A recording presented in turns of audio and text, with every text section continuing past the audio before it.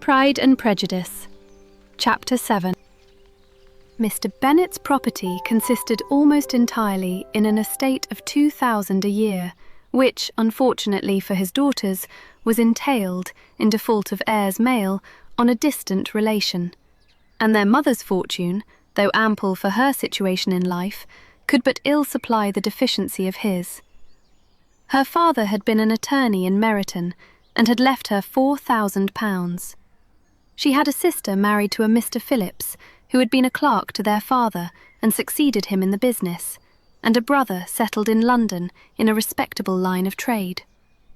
The village of Longbourn was only 1 mile from Meryton, a most convenient distance for the young ladies, who were usually tempted thither 3 or 4 times a week to pay their duty to their aunt and to a milliner's shop just over the way.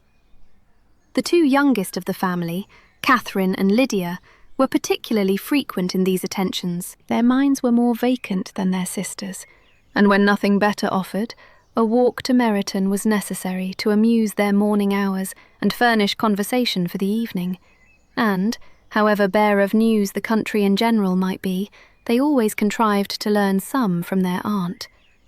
At present, indeed, they were well supplied both with news and happiness by the recent arrival of a militia regiment in the neighbourhood. It was to remain the whole winter, and Meryton was the headquarters. Their visits to Mrs. Phillips were now productive of the most interesting intelligence. Every day added something to their knowledge of the officers' names and connections. Their lodgings were not long a secret, and at length they began to know the officers themselves. Mr. Phillips visited them all, and this opened to his nieces a source of felicity unknown before.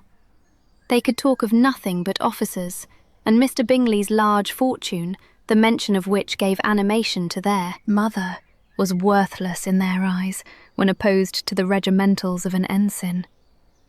After listening one morning to their effusions on this subject, Mr. Bennet coolly observed, "From all that I can collect by your manner of talking, you must be 2 of the silliest girls in the country. I have suspected it some time, but I am now convinced." Catherine was disconcerted and made no answer, but Lydia, with perfect indifference, continued to express her admiration of Captain Carter and her hope of seeing him in the course of the day, as he was going the next morning to London. "I am astonished, my dear," said Mrs. Bennet, "that you should be so ready to think your own children silly. If I wished to think slightingly of anybody's children, it should not be of my own, however." "If my children are silly, I must hope to be always sensible of it." "Yes, but as it happens, they are all of them very clever." "This is the only point, I flatter myself, on which we do not agree. I had hoped that our sentiments coincided in every particular, but I must so far differ from you as to think our 2 youngest daughters uncommonly foolish." "My dear Mr. Bennet, you must not expect such girls to have the sense of their father and mother. When they get to our age, I dare say they will not think about officers any more than we do. I remember the time when I liked a red coat myself very well, and indeed so I do still at my heart. And if a smart young colonel, with 5 or 6,000 a year, should want one of my girls, I shall not say nay to him. And I thought Colonel Forster looked very becoming the other night at Sir William's in his regimentals." "Mamma," cried Lydia, "my aunt says that Colonel Forster and Captain Carter do not go so often to Miss Watson's as they did when they first came. She sees them now very often standing in Clark's library." Mrs. Bennet was prevented replying by the entrance of the footman with a note for Miss Bennet. It came from Netherfield, and the servant waited for an answer. Mrs. Bennet's eyes sparkled with pleasure, and she was eagerly calling out while her daughter read, "Well, Jane, who is it from? What is it about? What does he say? Well, Jane, make haste and tell us. Make haste, my love." "It is from Miss Bingley," said Jane, and then read it aloud. "My dear friend, if you are not so compassionate as to dine today with Louisa and me, we shall be in danger of hating each other for the rest of our lives. for a whole day's tête-à-tête between two women can never end without a quarrel. Come as soon as you can on the receipt of this. My brother and the gentleman are to dine with the officers. Yours ever, Caroline Bingley. With the officers? Cried Lydia. I wonder my aunt did not tell us of that. Dining out, said Mrs. Bennet. That is very unlucky. Can I have the carriage? Said Jane. No, my dear, you had better go on horseback, because it seems likely to rain, and then you must stay all night. That would be a good scheme, said Elizabeth, if you were sure that they would not offer to send her home. Oh, but the gentleman will have Mr. Bingley's chaise to go to Meryton, and the Hursts have no horses to theirs. I had much rather go in the coach. But, my dear, your father cannot spare the horses, I am sure. They are wanted in the farm, Mr. Bennet, are not they? They are wanted in the farm much oftener than I can get them. But if you have got them today, said Elizabeth, my mother's purpose will be answered. She did at last extort from her father an acknowledgment that the horses were engaged. Jane was therefore obliged to go on horseback, and her mother attended her to the door with many cheerful prognostics of a bad day. Her hopes were answered. Jane had not been gone long before it rained hard. Her sisters were uneasy for her, but her mother was delighted. The rain continued the whole evening without intermission. Jane certainly could not come back. This was a lucky idea of mine indeed, said Mrs. Bennet, more than once, as if the credit of making it rain were all her own. Till the next morning, however, she was not aware of all the felicity of her contrivance. Breakfast was scarcely over when a servant from Netherfield brought the following note for Elizabeth.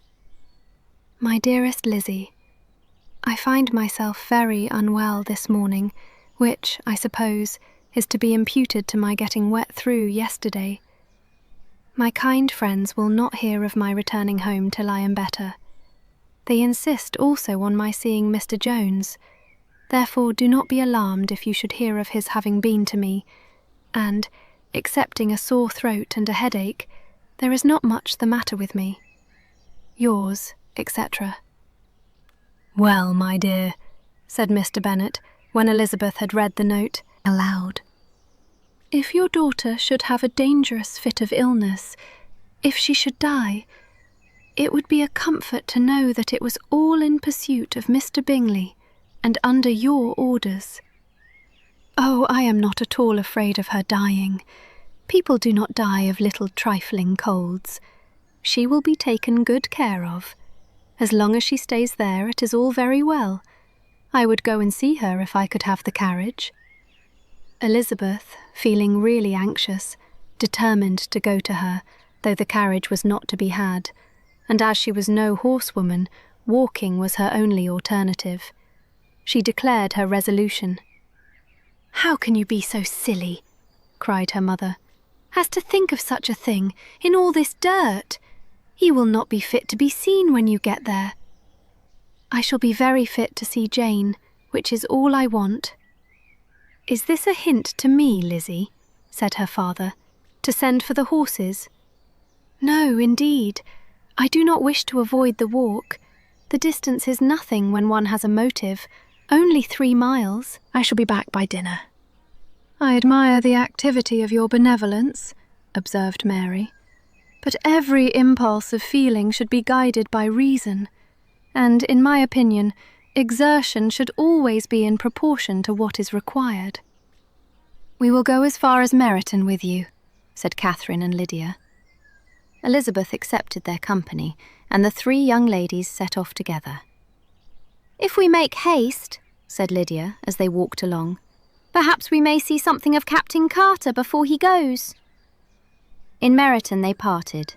The 2 youngest repaired to the lodgings of one of the officers' wives, and Elizabeth continued her walk alone, crossing field after field at a quick pace, jumping over stiles and springing over puddles with impatient activity, and finding herself at last within view of the house, with weary ankles, dirty stockings, and a face glowing with the warmth of exercise. She was shown into the breakfast parlour, where all but Jane were assembled, and where her appearance created a great deal of surprise. That she should have walked 3 miles so early in the day in such dirty weather, and by herself, was almost incredible to Mrs. Hurst and Miss Bingley, and Elizabeth was convinced that they held her in contempt for it. She was received, however, very politely by them, and in their brother's manners there was something better than politeness. There was good humour and kindness. Mr. Darcy said very little, and Mr. Hurst nothing at all. The former was divided between admiration of the brilliancy which exercise had given to her complexion, and doubt as to the occasions justifying her coming so far alone. The latter was thinking only of his breakfast. Her inquiries after her sister were not very favourably answered. Miss Bennet had slept ill, and though up, was very feverish, and not well enough to leave her room. Elizabeth was glad to be taken to her immediately, and Jane, who had only been withheld by the fear of giving alarm or inconvenience from expressing in her note how much she longed for such a visit, was delighted at her entrance. She was not equal, however, to much conversation, and when Miss Bingley left them together, could attempt little beside expressions of gratitude for the extraordinary kindness she was treated with. Elizabeth silently attended her. When breakfast was over, they were joined by the sisters, and Elizabeth began to like them herself when she saw how much affection and solicitude they showed for Jane. The apothecary came, and having examined his patient, said, as might be supposed, that she had caught a violent cold, and that they must endeavour to get the better of it, advised her to return to bed, and promised her some draughts. The advice was followed readily, for the feverish symptoms increased, and her head ached acutely. Elizabeth did not quit her room for a moment, nor were the other ladies often absent. The gentlemen being out, they had in fact nothing to do elsewhere. When the clock struck 3, Elizabeth felt that she must go, and very unwillingly said so. Miss Bingley offered her the carriage, and she only wanted a little pressing to accept it, when Jane testified such concern at parting with her that Miss Bingley was obliged to convert the offer of the chaise into an invitation to remain at Netherfield for the present. Elizabeth most thankfully consented, and a servant was dispatched to Longbourn to acquaint the family with her stay and bring back a supply of clothes. Hi, Kate here. What was your favourite part from this chapter? Leave us a comment below. If you liked this video, feel free to like and subscribe to my channel.